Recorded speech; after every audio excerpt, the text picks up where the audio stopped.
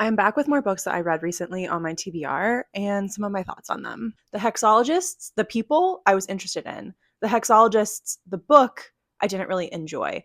I felt like we kept like leaving the main story and what was happening to do like multi-paragraph like I don't know, explorations into the world, and I wasn't really like interested in that as much as I was what was happening like in the main timeline.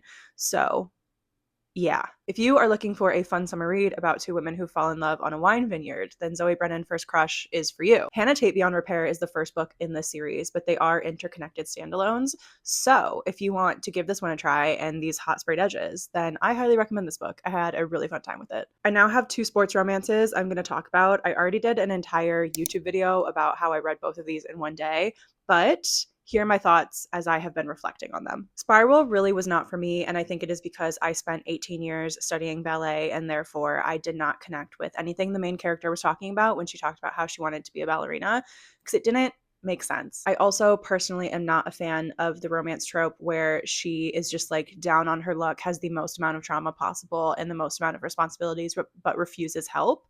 And then, like, unless the help is from him, and that she only deserves love if she lets somebody, a man, help her.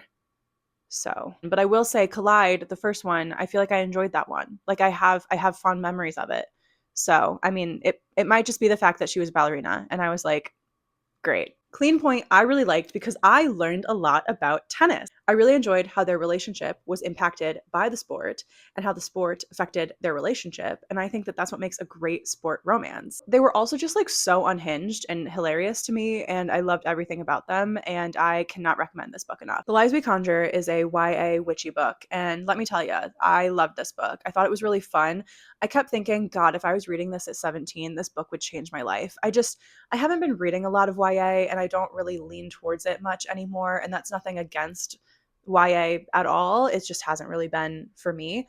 But I just couldn't stop thinking about how much this book would have been like so fun. Like 15 to 17, I would have just been like eating this up. And as a 29-year-old, I also ate this up.